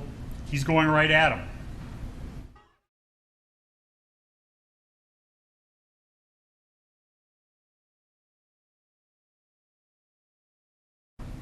He's not afraid of them. He's pushing in and going at them. He's not afraid of a gun. Yelling. Shoot me, N-word. Shoot me, N-word. Mr. Zieminski holding his gun down to his side, remembering this is a Black Lives Matter rally, and he's there to support their cause. Yeah, right.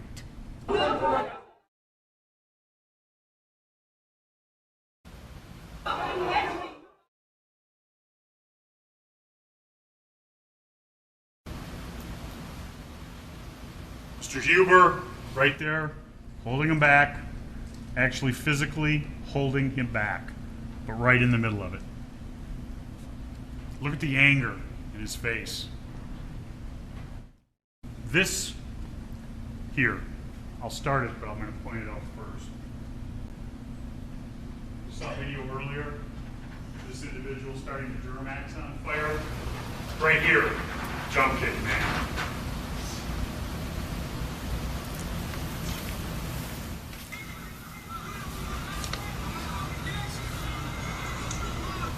You see him shoot in the lighter fluid or flammable liquid. You see jump kick man being right involved.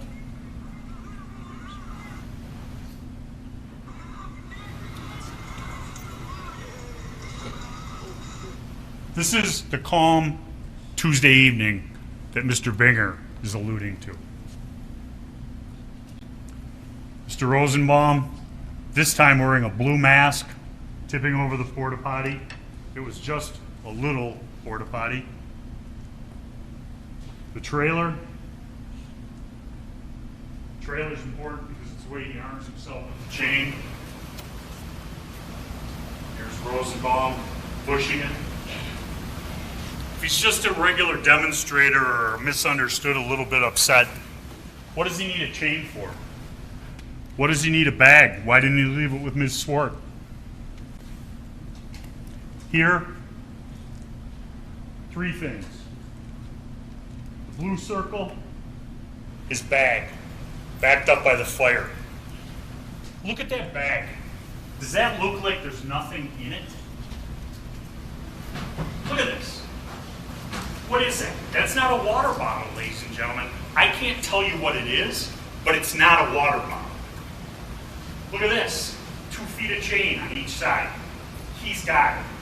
taken a shirt from right here, the toe chain. Jump kick man. Right there, the mask, the white jeans, the black. Look at the boots. Those boots would soon be impacting my client's face.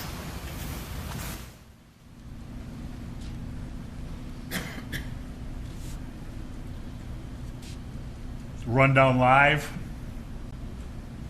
Here, once again, Rosenbaum, Ziminski at the trailer after it's been taken down the street, set up on its side, and started on fire. You can still see one of the chains hanging from the tongue of the trailer. Rundown live. The state showed this video. I started my opening statement with it. I was going to show you where Mr. Rosenbaum is. I've already done it. Don't need to waste your time. How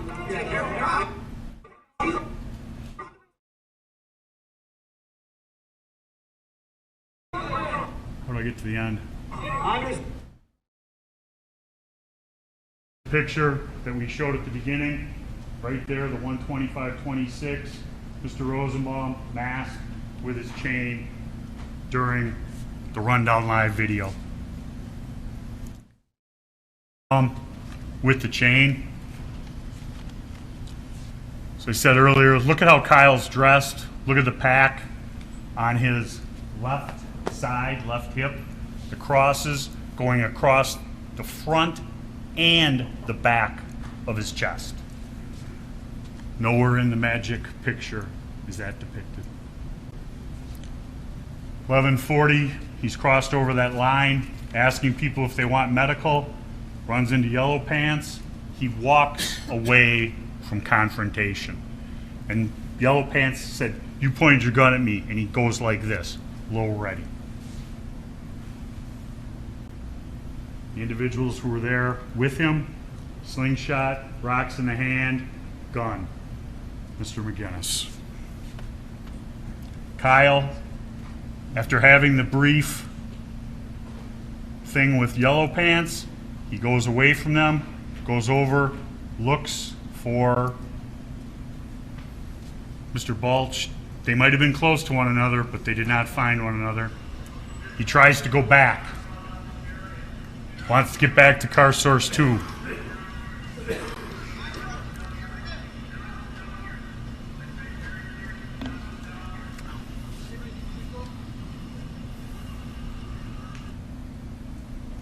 After that, he goes back and waits. He gets the phone call. He testified about the phone call, either from Nick or Dominic. And what does he do? He gets a fire extinguisher. He hasn't had a fire extinguisher all night, but he gets a fire extinguisher. The circumstantial evidence shows the call came through. He testified the call came through. You know, if it wasn't in his phone, the state would have brought it up. But now they're playing games once again. This is Drew Hernandez's video. It starts in color and goes, starts in black and white and goes to color. You have Jump Kick Man, the Ziminskis, and you'll hear Kelly Ziminski talking. And during the first part of the trial, we saw this trailer go by, and it cut off the view from this location. And I'll stop it a few times and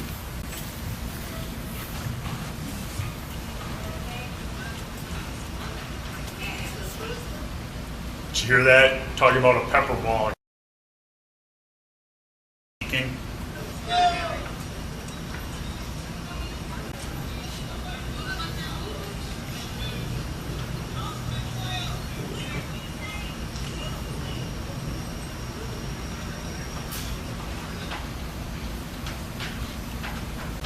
It's blurry. Keep your eye here and here. Kyle will come to you.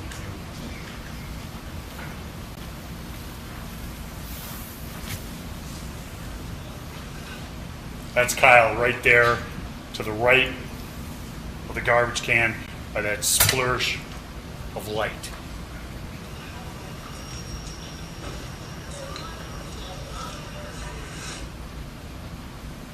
Mr. Rosenbaum, as soon as Kyle is coming, gets up and starts walking away.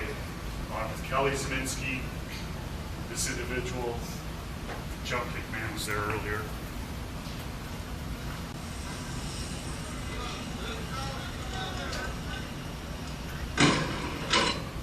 Up there.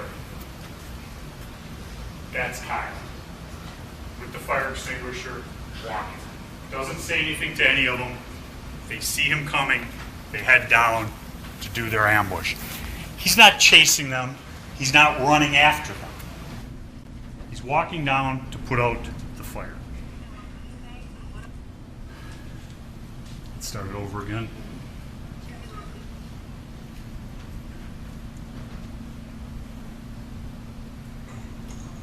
Right here, got his phone snapped and blindsided. You hear Kyle yell, friendly, friendly, friendly. That is the start of Mr. Rosenbaum chasing Kyle.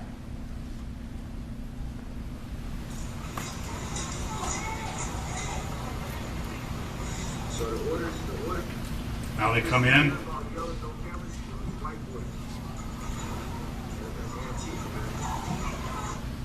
He's thrown. It goes to the small. He's thrown the bag. Duramax just got.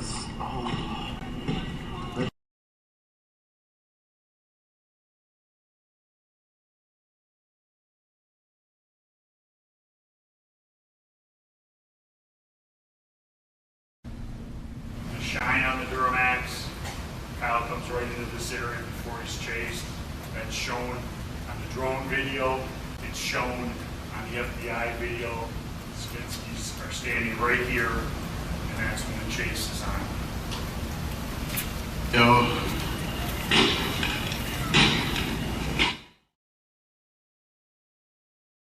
Destruction of the vehicles as he approaches.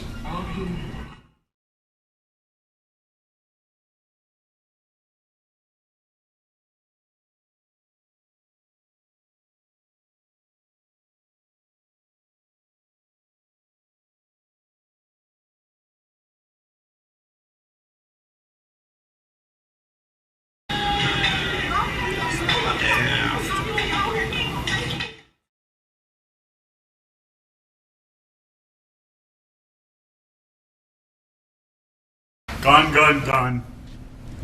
And he's off and running. We've seen the videos. Here is the Zanin video, parts of it. As I said, watch for the first shot. Look at all those people standing there. A wall of people destroying cars. The state wants Kyle to run into that wall of people. Listen for the first shot and watch the lackadaisical attitude, and then hear the 4 shots in quick succession and watch what happens.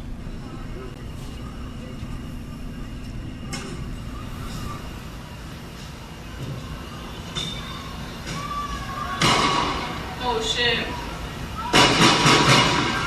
They shoot.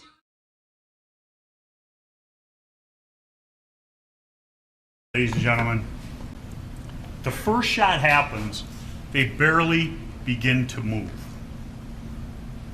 Between the first shot and Kyle's first shot, which is the second shot you hear, Kyle has turned around.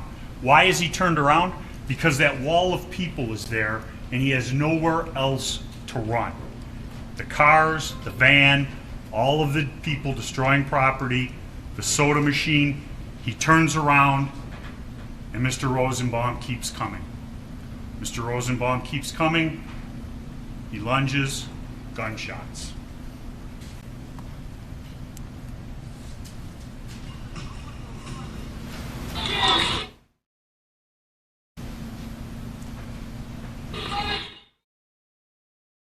Mr. Zeminski, with his gun down there at his side, as his wife yells, "Effing get him, he just shot somebody."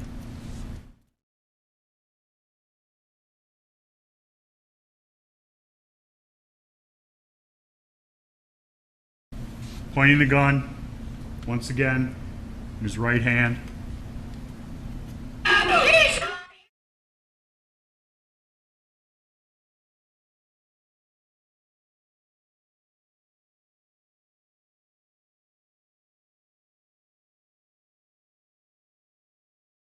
Grossskreuz's cell phone video. Does Kyle ever point the firearm at Gage Grosskreutz when he runs up on him unarmed?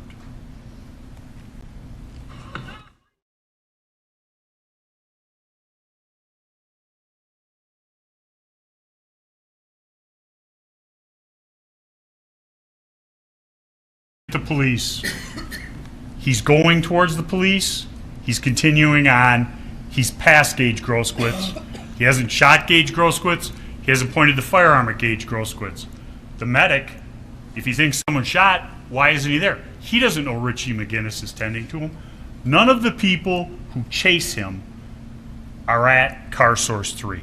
There is no evidence. Zeminski doesn't chase him. Zeminski doesn't want anything to do with it. His wife doesn't want anything to do with it. But the mob has now formed and is chasing him down Sheridan Road in a northerly direction.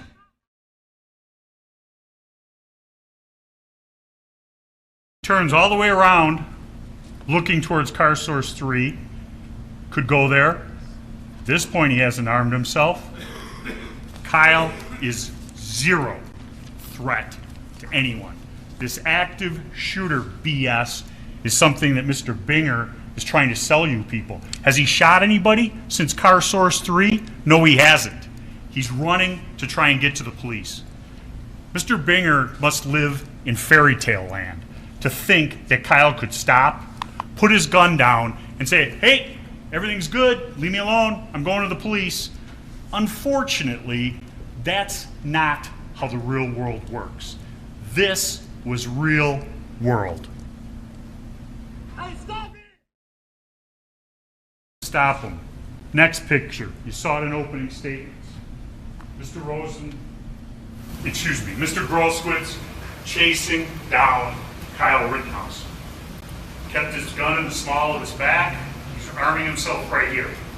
Look how far Kyle Rittenhouse is ahead of him. No threat.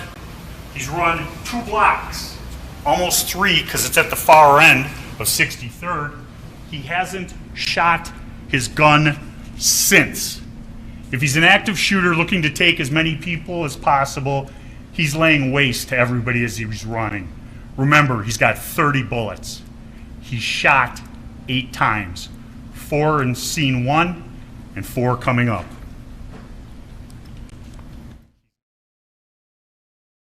Pointing, doing anything. Here's full speed. Pointing the gun at anyone? No. Running down the street, trying to get to those lights where the Bearcats are and law enforcement. He's not running off to the side to hide in the shadows. Blow to the head first, knocking his hat off. What has Kyle Rittenhouse done? Nothing. Trying to get away from the mob. First strike from the mob. He's not an active shooter. He's gone 2 blocks, hasn't shot anybody. Coming in behind with a skateboard at the ready, Anthony Huber. That will be strike number 1.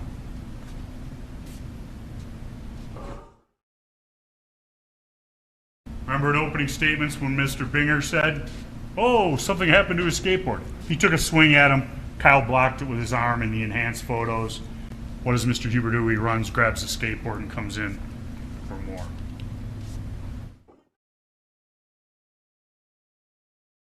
He's on the ground. The most vulnerable position you can be in. And what do we have? We have Anthony Huber here, already picking up his skateboard. We have this guy with the towel wrapped around his head coming in at Kyle. Jump kick, man. This guy was hit him in the head. This individual. If we go forward just a little bit, see if it works this far. Nope.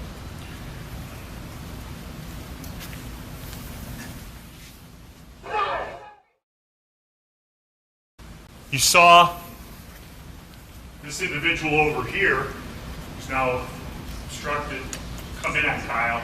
Kyle points his firearm at him. He backs up. Kyle does not shoot. Jump kick man is leading with this foot. This foot is still on the ground. What direction is Kyle pointing right now? Watch what happens after jump kick man kicks him in the face.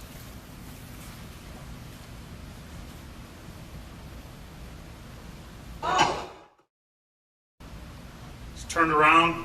He's looking in that direction. Anthony Huber coming in with the skateboard. Watch what Anthony Huber does with the skateboard. Blow to the head. Coming in. Kyle's trying to get up. Anthony Huber's hand goes onto the gun. This is the fast one. The gun is pulled away from Kyle. Anthony Huber fires. When Anthony Huber fires, GAIGE GROSSKREUTZ flinches, covers up. Natural, uncontrollable reaction.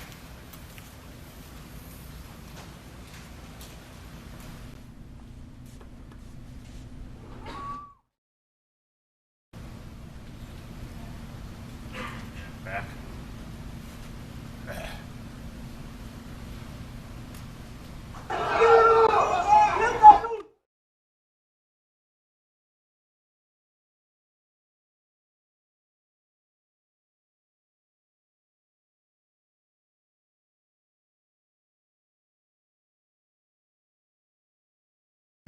Now here's the slow motion. He's been hit in the head, the cap is off.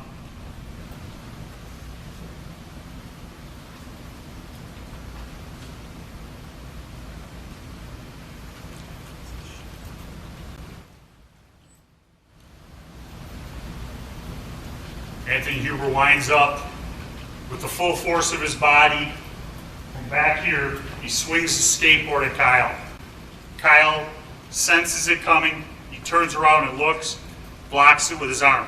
Doesn't turn around and shoot Anthony Huber as he's being attacked with what is a deadly weapon. A skateboard can cause death or great bodily harm, ladies and gentlemen. He doesn't do it. He continues to run a couple of steps before the blow to the head and this is knocked him to the ground. He immediately changes direction, goes running for the skateboard.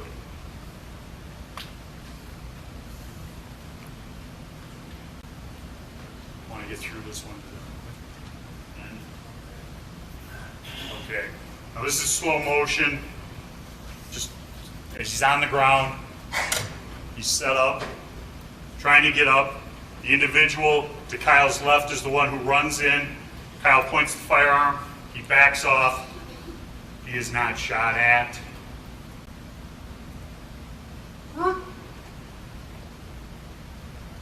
Backs up. He's now addressing the second nearest threat. Does not shoot. That individual right there in that picture is stopping.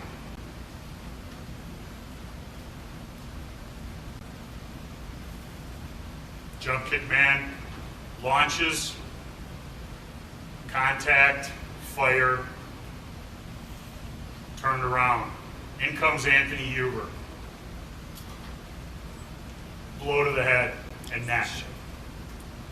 Now, I'm going to start it. You'll see Anthony Huber pull on his gun.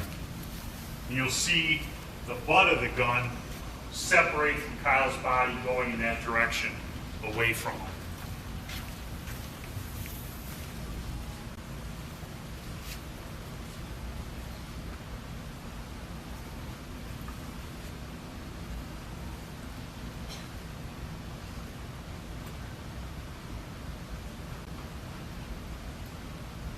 See the gun being pulled away from him? Shot. Mr. Huber goes down. GROSSKREUTZ flinches, freezes, stops.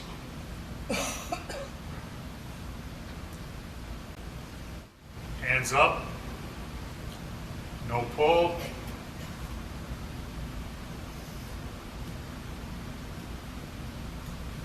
Mr. GROSSKREUTZ is standing like this, and all of a sudden you see him kick his foot back and launch forward. He loads his back foot going forward at Kyle with a loaded Glock handgun. Kyle sees it coming, gets within a couple of feet, he fires.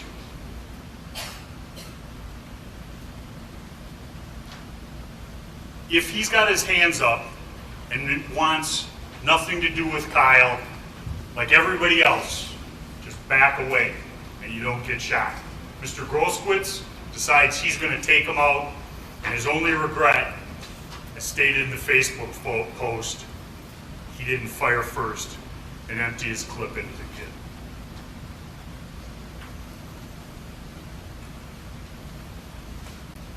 He's hit in the arm, he's shot at once, he's backing up, that's the last shot.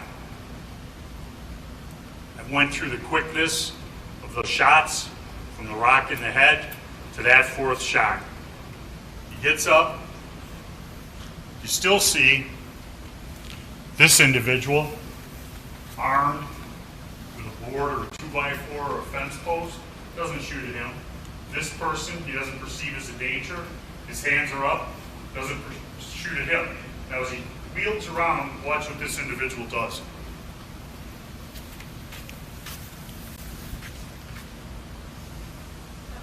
That was the end of it. Kyle turns around. He turns, that individual steps away from him. No more shots.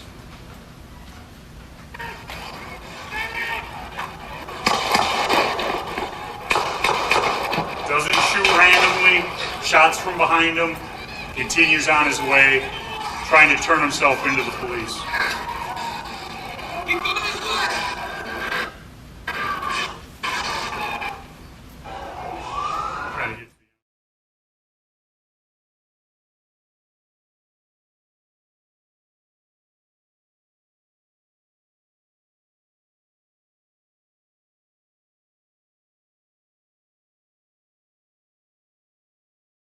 Stop because it's not safe. Goes with his hands up to law enforcement. Hey, he just shot them! Hey, dude right here just shot them! Dude right here just shot them!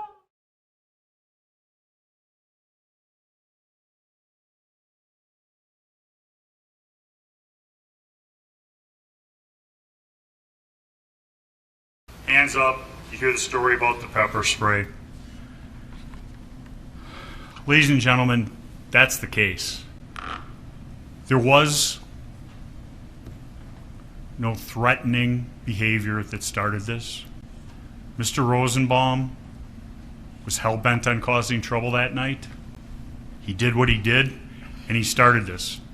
There are tragic parts of it, but Kyle Rittenhouse's behavior was protected under the law of the state of Wisconsin, the law of self-defense.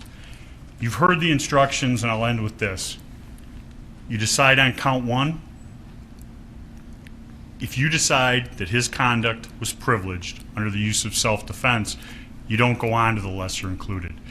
If it was privileged under self-defense, that affects count two.